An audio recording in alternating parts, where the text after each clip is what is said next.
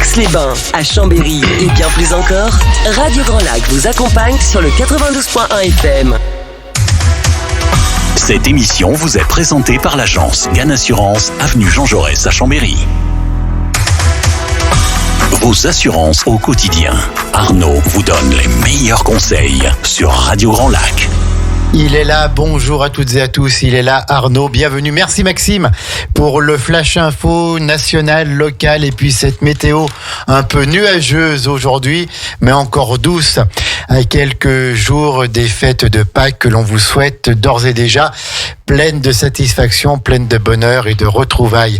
Arnaud, notre chef en assurance et tutti quanti est là aujourd'hui. Arnaud de chez Gann Assurance, notre partenaire, avenue Jean Jaurès à Chambéry. On salue d'ailleurs toute l'équipe de cette belle agence, avenue Jean Jaurès à Chambéry, chez Gann. Et Arnaud, écoute, on est bien content de t'avoir avec nous. De quoi vas-tu nous parler aujourd'hui ? Merci Jean-Pierre, bonjour à toi et puis bonjour à tous nos auditeurs. Bonjour Arnaud. Et merci pour le clin d'œil à mon équipe. Voilà, elle est formidable, elle est vraiment... C'est ce que tu dis tout le temps. Je dis tout le temps, voilà, on peut pas réussir seul et avoir une équipe qui s'occupe bien des clients, c'est hyper important. Vous êtes combien ? On est 5 en tout. 5 en tout, et il y a ton associé aussi. Et mon associé, Xavier Cos, il y a Chantal, Juliette et Oriane. Voilà. D'accord, puis alors on vous voit en photo dans Aix-les-Bains. Ouais, c'est une campagne nationale. Alors ça, Aix-les-Bains, Chambéry, ça c'est super. La première fois, ça fait bizarre. Ah ouais, tout à fait. Nous, hier au soir, ça nous a fait bizarre. On a dit, mais le monsieur... On le connaît. On le connaît, lui. Et aujourd'hui, je vais vous parler d'un sujet d'actualité. Actualité par rapport à la réglementation et puis par rapport au pouvoir d'achat, c'est l'assurance emprunteur. L'assurance emprunteur, c'est une assurance que vous souscrivez lorsque vous contractez un emprunt immobilier. Et cette assurance de prêt, je vais vous expliquer finalement à quoi elle correspond, quelle est sa définition, est-ce qu'elle est obligatoire, quelles sont les garanties. Et puis à la fin de cette émission, je ferai un cas pratique qui illustrera l'idée que changer d'assurance en cours de route aussi lorsqu'on a un emprunt immobilier, ça peut être une bonne idée. Parce qu'on peut renforcer ses garanties. Et puis, on peut aussi, par rapport à l'actualité sur l'inflation, l'augmentation du prix des choses, en changeant d'assurance emprunteur, on va pouvoir gagner en pouvoir d'achat puis faire autre chose de son argent aussi. Alors, on précise juste avant que on est ce matin dans un horaire un petit peu particulier, que ta chronique, ton émission, c'est bien le jeudi à 11h, mais que pour des contraintes d'emploi du temps, on a dû faire cette émission ce matin à 10h et qu'ensuite, on va changer de semaine. Donc, on te retrouvera maintenant dans 3 semaines. On va changer de semaine pour que tout aille bien dans nos différentes contraintes d'agenda. Impeccable. Quand on peut changer, quand on peut faire preuve de souplesse, c'est bien. C'est bien aussi. Cette assurance de prêt immobilier ou comme on dit assurance de crédit ou assurance emprunteur, c'est une assurance qui va servir à couvrir un emprunt. Alors ça peut être un prêt immobilier, ça peut être un prêt à la consommation, ça peut être aussi dans certains cas l'assurance d'un prêt familial, d'une soult, de toute opération. Une soult, c'est une opération patrimoniale qui consiste à racheter en fait à devenir pleinement propriétaire ou à racheter une part d'un tiers. Ça peut être un héritage. J'hérite avec mon frère et du coup il veut pas le bien et je vais lui racheter sa part. Et je vais racheter une soult. Ou dans le cadre de divorce. Voilà. Donc ça, c'est des choses qu'on peut assurer également. Ça, faut le savoir. Et aujourd'hui, la grosse question qu'on nous pose, c'est l'assurance emprunteur. Est-ce qu'elle est obligatoire ? Alors, en théorie, une assurance de prêt immobilier n'est pas obligatoire. Il n'y a aucune loi qui impose à un prêteur d'imposer ensuite à son client, à son prospect, une assurance. Bon, après, dans la pratique, aujourd'hui, vous n'avez aucune banque qui accepte d'octroyer un crédit si vous souscrivez pas une assurance, à moins de disposer d'un patrimoine important, de le mettre en garantie ou d'avoir des cautions dans tous les sens. Mais dans la pratique, même avec un énorme patrimoine, ça va être compliqué de passer outre. Donc l'assurance emprunteur qui va vous être proposée par votre banquier ou par votre assureur préféré, va vous proposer de prendre en charge tout ou partie des échéances d'un crédit ou le capital lorsque certains risques pourront se réaliser. Ça peut être l'incapacité de travail, ça peut être une invalidité, ça peut être une maladie beaucoup plus grave, ça peut être la perte d'emploi ou pire le décès. Donc aujourd'hui, même si vous êtes seul ou plusieurs co-emprunteurs, ce qui est important, c'est de comprendre que l'assurance emprunteur, même si elle est imposée par la banque, ça reste un acte de prévoyance, un acte patrimonial important, puisque en cas de disparition, si je viens à disparaître, par exemple, je sais que l'emprunt que j'ai ne sera pas réglé par mes héritiers, par mon enfant, par ma compagne, etc. Donc c'est important, c'est obligatoire, oui, et c'est indispensable. Et dans cette chronique, je fais souvent le parallèle entre le terme d'indispensable et d'obligatoire. Oui. Quand bien même demain l'assurance emprunteur serait pas obligatoire, je pense que 99% des gens la souscriraient quand même parce que ça couvre quand même des choses importantes lorsque ça arrive, ce type de risque, décès, invalidité ou maladie. Ce qu'on regarde aussi, c'est que quand vous faites un emprunt immobilier, on parle souvent de quotité ou de part ou de proportion, notamment lorsqu'il y a plusieurs co-emprunteurs. Nous, on recommande en tant qu'assureur et en tant que conseiller, lorsqu'on est co-emprunteur, c'est d'assurer le prêt à 100% sur chaque tête. Pourquoi ? Parce que si un couple assure 50% du prêt chacun, monsieur et madame, en cas d'incapacité, par exemple, la mensualité qui sera prise en charge par l'assurance, en lieu et place de l'emprunteur, elle sera prise en charge que pour moitié. Donc on se rend compte que même une couverture à 100% pour le prêt dans son ensemble, si le prêt n'est pas couvert à 100% sur chaque tête, il peut y avoir un reste à charge important dans le foyer et ça peut déséquilibrer l'équilibre financier de la famille. Je voulais aussi vous donner quelques chiffres pour nos auditeurs. Puisque actuellement on parle de plus en plus de délégation d'assurance ou de substitution d'assurance. Aujourd'hui, vous avez 80% des emprunteurs qui vont assurer leur emprunt immobilier dans leur banque, donc dans la banque qui accorde le crédit. Pour des questions pratiques, c'est vrai que ça évite de faire des démarches. On n'est pas forcément au fait de tout le fonctionnement des contrats d'assurance et des prêts immobiliers. Donc, par simplification, la plupart des gens aujourd'hui prennent l'assurance que propose leur banque. Donc ça, c'est vrai que c'est un avantage parce que lorsque vous montez votre prêt, c'est déjà suffisamment compliqué. Donc prendre l'assurance dans sa banque, c'est vrai que c'est une bonne idée. Et les gens aujourd'hui connaissent pas forcément toute la législation et tous les termes appropriés de ce type de contrat. Donc ils pensent pas forcément à faire appel à un assureur pour assurer leur prêt immobilier. Donc aujourd'hui, vous avez seulement 20% des contrats d'assurance emprunteur qui sont faits ailleurs que dans la banque qui propose.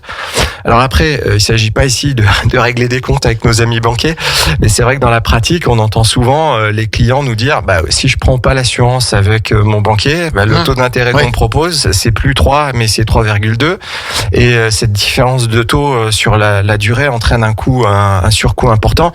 Donc c'est pas forcément expliqué dans les banques l'assurance emprunteur, c'est plutôt imposé et c'est quand même dommage parce que je pense que les gens quand ils empruntent sur 20-25 ans, le minimum qu'on puisse attendre d'un conseiller financier, c'est de leur expliquer comment ça marche et de pas mettre d'entrave finalement à cette liberté-là de prendre l'assurance où on veut. Le deuxième chiffre que je voulais donner à nos auditeurs et à toi Jean-Pierre, c'est le coût de l'assurance d'un crédit immobilier. Il faut savoir qu'en moyenne aujourd'hui, le coût de l'assurance d'un prêt immobilier représente 30% du coût global du crédit. À la fin de l'émission, de la chronique, je ferai un exemple comparé entre quelqu'un qui prend une assurance dans une banque et quelqu'un qui prend une assurance de prêt donc chez son assureur. Il y a quand même une sacrée différence de budget. Je vous illustrerai ça par un exemple. Par un petit cas pratique. Par un petit cas pratique. Voilà. Aujourd'hui, on nous pose souvent la question dans les rendez-vous. Je vous fais remonter dans cette émission les questions que nous posent les clients, les prospects. Quelle est la différence qu'on peut avoir aujourd'hui entre une assurance emprunteur dite de groupe et une assurance individuelle? Ça, c'est un terme qui est important. La principale différence qu'on a entre une assurance dite collective ou individuelle, ça réside dans le mode de calcul de l'assurance emprunteur. En général, quand on prend un contrat dit de groupe qui est proposé par la banque, le taux d'assurance, il est défini, il est calculé, il est mutualisé et il sera le même pour toute la vie du prêt. Et on fera pas forcément de différence au niveau tarifaire entre quelqu'un qui fait tel type de sport, quelqu'un qui fume ou qui fume pas. Voilà, c'est en général des contrats qui représentent beaucoup de souscripteurs. Donc on a cette notion assurantielle de mutualisation des risques. Le bémol de cette assurance-là, c'est que tous les risques sont répartis entre les emprunteurs, indépendamment de leur âge, par exemple. C'est pour ça que ça peut s'avérer coûteux si on est jeune et en bonne santé, parce que finalement, on va payer le même prix que quelqu'un qui est en moins bonne santé, qui a 20 ans de plus et qui est fumeur. Donc là, ça peut commencer à devenir intéressant pour aussi un primo-accédant de partir sur des contrats individuels, puisque du coup, on va avoir un coût d'entrée qui va être moins important et la prime à payer à la compagnie sera calculée non pas sur le capital initial mais sur le capital restant dû. Donc pour faire simple, votre prime, si elle est souscrite et que vous êtes jeune, votre prime elle va faire que baisser les premières années. Oui, parce qu'elle est recalculée tous les mois. Donc ça, c'est quelque chose à avoir quand même à l'idée. Et là, pour le coup, sans envisager de changer d'assurance en cours de route, c'est quand même beaucoup plus simple et pratique d'essayer de trouver une assurance déléguée, comme on dit, chez un assureur dès l'instruction du dossier de prêt, parce qu'après, pour les raisons que je vous donnais tout à l'heure, ça risque d'être compliqué, long, fastidieux d'en changer. Ouais. Voilà, ça c'est important. Donc au niveau des changements, il y a des possibilités qui s'offrent aux emprunteurs aujourd'hui. Alors c'est des lois en fait qui sont passées successivement. Et il y a quelques années, on pouvait prendre une assurance dès le début, une assurance autre que la banque. Après, il y a des lois qui ont permis de changer en cours de route. Voilà. Là, ce qu'il faut retenir aujourd'hui, c'est que depuis juin 2022, il y a la loi dite Lemoine qui est passée, qui a remplacé la loi Hamon, qui a remplacé la loi Bourquin, et qui permet finalement aux assurés de crédit immobilier de résilier à tout moment leurs assurances de prêt, sans condition de délai. Ça, c'est quand même plutôt bien. Donc pour les dossiers qui concernent l'habitation, avec une obligation malgré tout, ça qui est imposé par les autorités, c'est que le prêt, l'assurance qui en remplace une autre doit proposer exactement les mêmes garanties et doit respecter les garanties qui sont octroyées par la banque. Pour vous donner un exemple, si le banquier est d'accord pour vous prêter et qu'il vous demande d'assurer l'incapacité temporaire de travail, donc c'est en gros l'arrêt maladie, et que la délégation que tu fais ne propose pas, l'assurance que tu proposes à la banque ne propose pas d'assurer, de couvrir cette incapacité, dans ce cas-là, il n'y aura pas de notion d'équivalence de garantie et la délégation d'assurance, le changement d'assurance sera refusé par la banque. Ah d'accord. Voilà. D'accord. Donc d'abord, il faut regarder si vous avez ces projets-là de changer. Qu'est-ce qui est bien pour vous en termes de garantie? Qu'est-ce qui est pas forcément imposé mais bien pour vous, encore une fois? Qu'est-ce que va vous demander la banque en termes de garantie? Et c'est seulement une fois que vous avez défini les quotités, les garanties, les risques à assurer, que vous allez vous mettre en recherche de votre délégation d'assurance. Et à ce moment-là, contactez votre agent général préféré. Donc Gannes à Chambéry, avenue Jean Jaurès. Par exemple. Notamment le célèbre Arnaud. Le célèbre Arnaud. Non, blague à part, c'est vrai qu'aujourd'hui vous pouvez trouver des vrais conseils en allant voir vos conseillers en assurance, plutôt agents généraux, comme on dit. J'en profite aussi pour mettre en avant la profession, puisque être assureur c'est un vrai métier. Je pense qu'aujourd'hui chacun doit rester dans son précaré. La banque fait de la banque et l'assureur fait de l'assurance. Même si on est un petit peu sur un mélange des genres aujourd'hui. Nous, par exemple, le Gannes Assurance, on fait pas d'activité bancaire, etc. On laisse ça aux banquiers. Une assurance emprunteur, vous allez quand même vous engager à payer une prime pendant 10, 15 ans, 20 ans, 25 ans. Oui. Tant qu'à faire, tant qu'à payer, autant d'avoir les bons conseils dès le début. Et comme ça, vous serez tranquille en cas de problème. D'accord, voilà, c'est très simple. Je voulais revenir aussi sur les notions. Ça, pareil, c'est des choses dont on me parle souvent en rendez-vous. c'est les notions de carence et de franchise sur les prêts immobiliers. Oui, alors la différence qu'on va avoir entre les deux, si vous avez un contrat d'assurance, alors là je fais des généralités, hein, ce délai-là est fixé librement par chaque assureur. Il est compris en général entre 1 et 12 mois. C'est un délai en fait qui court entre la souscription du contrat et la prise d'effet du contrat. Je m'explique, si par exemple je souscris une assurance emprunteur le 1er février et que je dois faire marcher mon contrat d'assurance parce que je suis en incapacité de travail 2 mois après, si le délai de carence de mon contrat est de 3 mois, je pourrais pas être pris en charge et je pourrais être pris en charge qu'à partir de 3 mois. Ça, c'est le délai de carence. Après, vous avez ce qu'on appelle le délai de franchise. Ça, c'est différent. C'est la période pendant laquelle la garantie a pris effet, mais aucune prestation ne peut être demandée. Là, par exemple, dans mon cas, je prends mon assurance de prêt le 1er février, je débloque mon prêt le 1er mars et je suis en incapacité de travail en septembre de la même année. Et bien, avant que ma prestation puisse commencer à être effective, et bien, pendant 3 mois, en fait, je vais pas être pris en charge par l'assurance. C'est ce qu'on appelle le délai de franchise. Donc, les mensualités en cas d'incapacité de travail vont être prises en charge par la compagnie d'assurance à partir de la fin du 3e mois. D'accord. Donc quand je parlais de devoir de conseil à la clientèle, c'est pas parce que le banquier vous impose d'avoir un délai, une assurance avec une franchise de 3 mois que forcément vous devez souscrire cette option-là. Pourquoi aujourd'hui on partirait pas si on a des moyens limités, par exemple, sur un délai de franchise de 1 mois, de 2 mois. Alors effectivement, ça coûterait un petit peu plus cher, mais il faut imaginer qu'en cas d'incapacité de travail, on a une baisse de revenus, hein, on a la sécu, la complémentaire de son entreprise, mais on a quand même une baisse de revenus en général, et du coup pendant 3 mois il faut continuer à payer les mensualités du prêt. Donc si on n'a pas un petit peu d'épargne de précaution, ça peut être compliqué.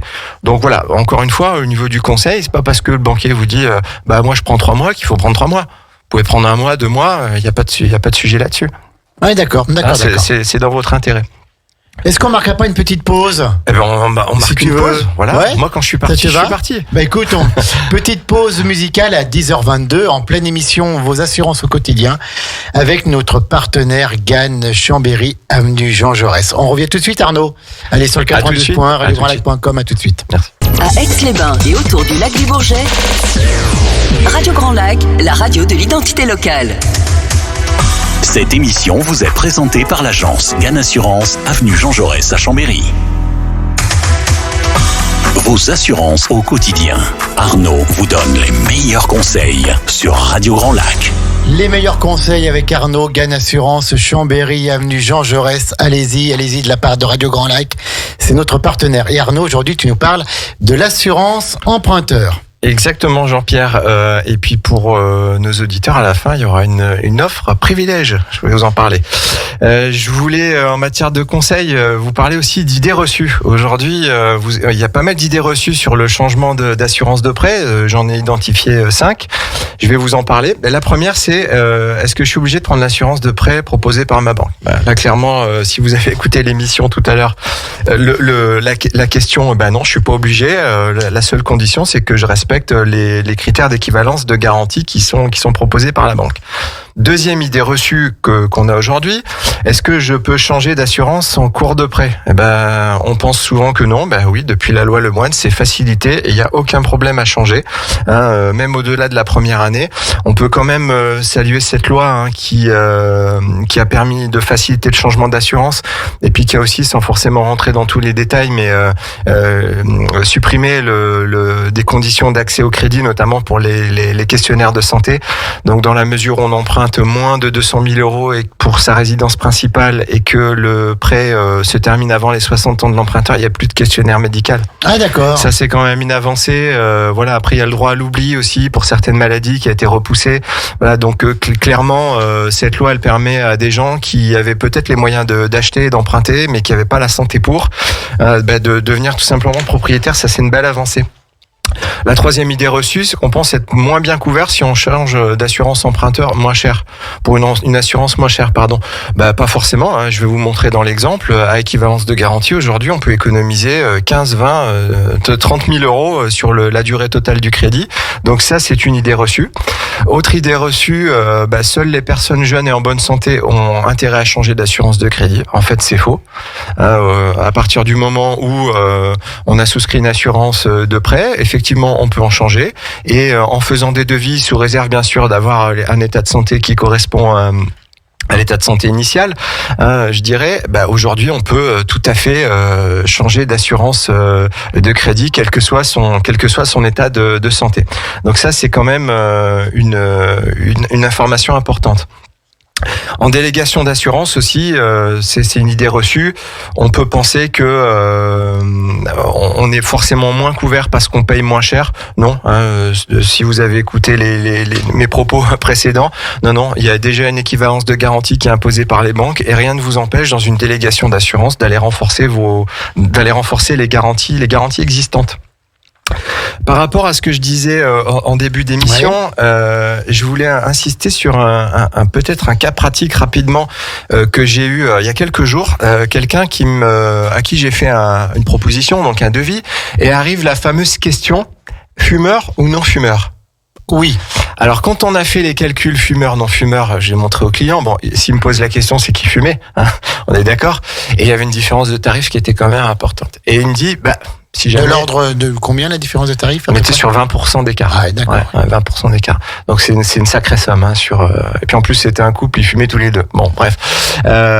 Et il m'a dit, en rigolant, je suis peut-être pas obligé de le mettre. Donc moi je lui ai expliqué que effectivement on valait mieux le mettre. Pourquoi? Parce que une fausse déclaration pour une assurance emprunteur, pour une assurance en général, mais en particulier sur une assurance emprunteur, ça peut entraîner en fait la nullité du contrat. La nullité tout à fait. De la résiliation par l'assureur. Le consentement est vicié. Et le consentement est vicié, voilà.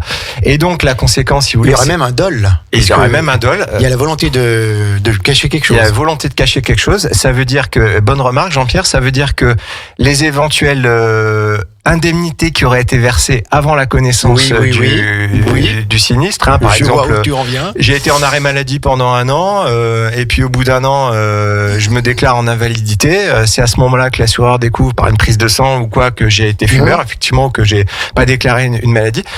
Il est en droit, donc il indemnisera pas à la suite du contrat, mais il est en droit de vous réclamer les indemnités déjà versées. Tout à fait. Voilà. Il peut aussi envoyer remboursement des indemnités. Exactement. Il peut aussi envoyer un recommandé à votre banque, votre assureur, en disant le contrat est nul. Donc après, il faut que vous alliez trouver un autre contrat dans une autre compagnie d'assurance avec le motif que vous avez été résilié par un autre assureur. Autant dire que c'est impossible. Et le banquier peut exiger le remboursement des sommes prêtées si vous n'arrivez pas à vous assurer. Oui. Donc là, du coup, mon client, il a bien déclaré qu'il était fumeur. Voilà. Ça peut éviter les bons conseils de Arnaud Gann, Chambéry, avenue Jean Jaurès. Je vous ai fait un petit cas pratique. Alors, monsieur, madame Germain ont 35 ans. Je les connais. Je les connais. Ils contractent un emprunt de 250 000 euros sur 25 ans avec un taux de prêt de 3% et une assurance emprunteur qu'ils ont prise à leur banque de 0,4% chacun. Alors, comment... Est-ce que tu peux répéter tout ça? Monsieur, madame Germain ont 35 ans. Ils contractent un emprunt de...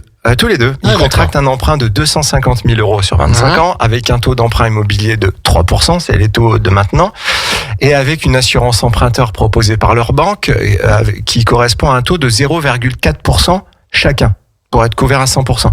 Comment on calcule? En fait, on fait 250 000 fois 0,4%, on divise par 12, on a la prime mensuelle.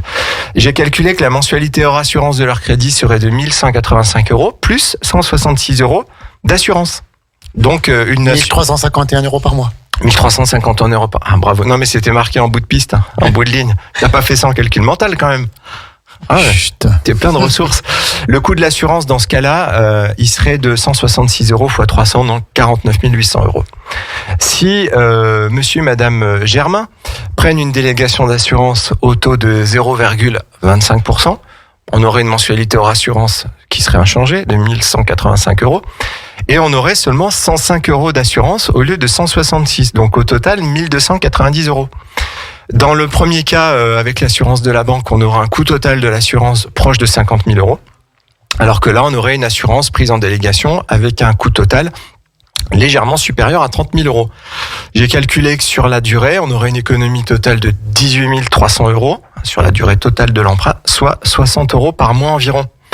Et en fait, on se rend compte que ces 60 euros, on peut en faire autre chose. On peut les consommer, on peut éventuellement rembourser son prêt plus vite, on peut essayer éventuellement de mieux assurer son prêt, On peut épargner pour une assurance vie. On peut épargner pour prévoir les études des enfants, sa retraite, puisque c'est d'actualité, ou tout simplement gagner en pouvoir d'achat. Ça, c'est hyper intéressant. On se rend compte que finalement, on va assurer la même chose, dans les mêmes dispositions, dans les mêmes couvertures, et qu'on va payer moins. Ce qui peut expliquer parfois aussi, ça c'est à préciser Jean-Pierre, qu'on va payer moins en passant par une compagnie d'assurance directement, c'est que quand vous souscrivez un emprunt, une assurance emprunteur auprès de votre banque, en réalité vous souscrivez via la banque le contrat d'assurance qui est proposé par la banque. Donc il y a un système de commission qui est versé de la part de l'assureur, qui est souvent un assureur maison, directement à la banque. Donc quand on rajoute le taux d'intérêt, le taux d'assurance pur, et qu'on rajoute la commission bancaire qui est prise, ça peut expliquer aussi la différence de prix. Je pense qu'aujourd'hui, en conclusion, obtenir un prêt immobilier par rapport au contexte actuel de hausse des taux d'intérêt, donc de l'endettement, des problèmes du taux de l'usure, ça, je pense que les auditeurs qui sont en train ou qui viennent de négocier un emprunt immobilier, ils savent de quoi je parle. Aujourd'hui, on peut parfois se voir refuser un prêt parce qu'entre l'augmentation du taux d'intérêt, le coût des assurances, des frais de dossier, des frais de garantie, on calcule ce qu'on appelle le taux de l'usure. C'est un taux qu'on ne doit pas dépasser. Et actuellement, le taux de l'usure, ça pose souvent un problème dans l'octroi des crédits. Donc comment faire baisser le taux d'usure? Pour faire simple, vous baissez le coût de l'assurance, donc vous baissez le taux de l'usure, et du coup votre prêt peut être accepté. Aujourd'hui, ce que je constate moi en tant que professionnel de l'assurance, sur le changement d'assurance, et malheureusement j'ai certains de mes clients qui en font les frais, c'est qu'aujourd'hui vous avez beaucoup de banques qui sont un peu dépassées par l'afflux de dossiers. Alors on peut pas leur en vouloir, c'était quelque chose qui n'était pas forcément prévu, mais depuis qu'il y a cette loi, c'est vrai qu'elles ont beaucoup de dossiers, donc elles essaient de mettre en face les ressources humaines pour donner satisfaction aux clients, et c'est quand même pas gagné, et les délais sont très très longs. Aujourd'hui, quand je prends une délégation d'assurance, je fais une reprise du prêt à 6 mois. Idéalement, c'était 3 mois, mais je vais acter la reprise dans 6 mois parce qu'au niveau des délais, on est complètement perdu avec certaines banques qui jouent pas le jeu. On a été obligé d'abandonner certains dossiers parce qu'au bout d'un moment, qui tardent de passer les dossiers. Qui tardent de passer. Je voulais faire une offre aux auditeurs de Grand Lac. De Radio Grand Lac. De Radio Grand Lac. 92.1. Pour toute personne qui se rendrait dans une agence de Gann Assurance. Alors, c'est pas que Gann Chambéry, avenue Jean Jaurès, c'est une offre qui est nationale. Du 20 mars au 30 juin, les emprunteurs se verraient offrir 3 mois de cotisation. Donc ça, c'est quand même plutôt bien. 3 mois de cotisation la première année. Pour les personnes qui seraient qui viendraient nous voir en agence, on a décidé avec mon associé Xavier de faire profiter d'une remise de 10% supplémentaire en cas sur la prime à payer en cas de co-emprunteur. On vous propose un parcours de souscription soit en agence, soit à distance, mais toujours avec votre agent pour vous accompagner donc dans les deux cas. Chez Gann Assurance, il n'y a pas de frais de dossier, il n'y a pas de frais de souscription, et on s'occupe de toutes les démarches. Voilà. Une fois que le dossier il est fait, on a notre service qui va s'occuper de contacter la banque, de faire les recommandés et de vous mettre en copie de tous les échanges qu'on a. Donc ça facilite les démarches. Pour nos auditeurs, on va proposer un rendez-vous privilège. Radio Grand Lac. Oh là là, c'est beau. Un rendez-vous de 10 minutes. À partir du moment où on sera contacté par un auditeur, on s'engage à vous donner ce rendez-vous sous 24 heures. À l'agence ou à distance. Le rendez-vous privilège dure 10 minutes. Au préalable, on vous demande de vous munir de certains documents, et en 10 minutes, vous saurez si c'est intéressant ou pas financièrement d'envisager de changer d'assurance. Pour nous contacter, c'est par téléphone 04 79 33 05 08. Vous pouvez nous contacter aussi par mail ou via nos réseaux sociaux en message privé. Il suffit de taper dans la barre Google Gann Chambéry Jean Jaurès et vous nous trouverez. 04 79 33 05 08. Exactement. C'est ça, Gann Assurance. Est-ce que tu peux redire une fois toutes ces conditions particulières et avantageuses pour les auditeurs de Radio Grand Lac? On vous propose un rendez-vous privilège. Donc, avec toi? avec moi ou mon équipe. Alors ça vaut du ça n'a pas de prix. Ça n'a pas de prix. Un rendez-vous privilège qu'on vous accorderait sous 24 heures à partir du moment où il est demandé. Donc on vous reçoit rapidement, pour faire simple. Avec tapis rouge, four et champagne. Petit four et champagne, comme ici quand on va faire les émissions. Pareil. C'est pareil, sauf que c'est pas un tapis rouge, c'est un tapis bleu. C'est un tapis bleu. C'est un tapis bleu. Et donc on vous propose de faire le point avec vous en 10 minutes. On vous donnera un premier avis pour savoir si c'est intéressant ou pas intéressant d'envisager de changer d'assurance emprunteur. Voilà. Les conditions après proposées par la compagnie Gain Assurance, c'est 3 mois offerts du 20 mars au 30 juin. Et petit plus qu'on va proposer à l'agence Gain Chambéry, Jean Jaurès, c'est 10% de remise en cas de co-souscription, donc 2 emprunteurs. L'adresse exacte de cette agence, c'est 35 avenue Jean Jaurès à Chambéry. C'est à l'entrée de Chambéry. À l'entrée de Chambéry. C'est facile à y aller. On évite les jours de grève parce que Chambéry est un petit peu bloqué. Ouais, galère. Mais il y a tellement d'autres jours, on peut y aller aujourd'hui, demain, avant jeudi prochain, je crois. Quand vous voulez. Il y a une grève jeudi prochain. Oui, je crois, le 6. Ouais. On va éviter jeudi prochain. Voilà. Et on est en face de la caisse d'allocation familiale. Voilà. Il y a des places pour se garer juste à côté. Il y a tout ce qu'il faut. On vous attend. Au niveau des émissions, peut-être, puisque notre émission touche à sa fin, donc nos auditeurs vont pouvoir assister, écouter l'émission Parlons du territoire. Oui, en partenariat avec l'agglomération Grand Lac. Avec l'agglomération Grand Lac. C'est à 11h, ça. C'est à 11h, et tu vas recevoir un des vice-présidents de Grand Lac. Je vais avoir le plaisir de recevoir Édouard Simonian, qui est vice-président de Grand Lac, en charge de la mutualisation, de la territorialisation des centres de secours, et qui est également 2e maire adjoint au Bourget-du-Lac. Et qui est fort sympathique. Tout à fait. Bah oui, un personnage sur notre territoire. C'est mignon, ouais. Très connu. Voilà. À 17h, vous retrouverez Romain, pour son émission Les Murmures du Lac. Les Murmures du Lac, donc qui traite de l'immobilier, de la culture générale, du patrimoine. Voilà, c'est cette belle émission, Les Murmures du Lac, à 17h. Et à 18h30, vous retrouverez Pierre-Luc pour Un jour, un lac, un entrepreneur. Toujours en direct ?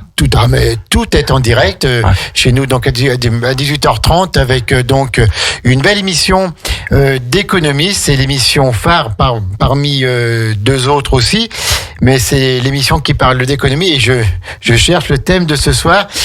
Donc nouvelle émission éco sur le thème écran total, la crème des outils pour doper les entreprises.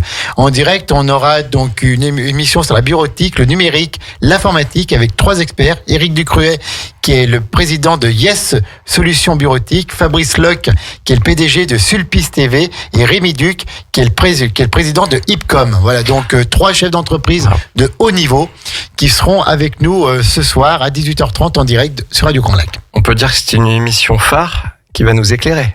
Qui va sur la vie économique. Tout à fait. Il fallait la faire, celle-là. Ouais, j'ai réfléchi, j'ai osé.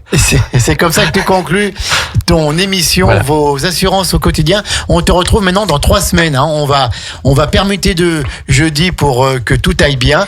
Donc, on te retrouve dans 3 semaines ce matin. Ça va être long. Ça va être long, mais ça me permettra de bien préparer un sujet d'actualité brûlant. Oui, ça va être quoi ? Comment préparer sa retraite ? Ah bah oui, parce qu'il me semble qu'on en parle un petit peu en ce moment. On en parle un petit peu en ce moment.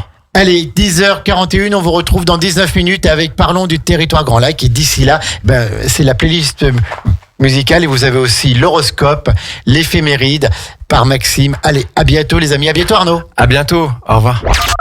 Retrouvez également votre radio préférée, Radio Grand Lac, sur radiograndlac.com et sur les réseaux sociaux.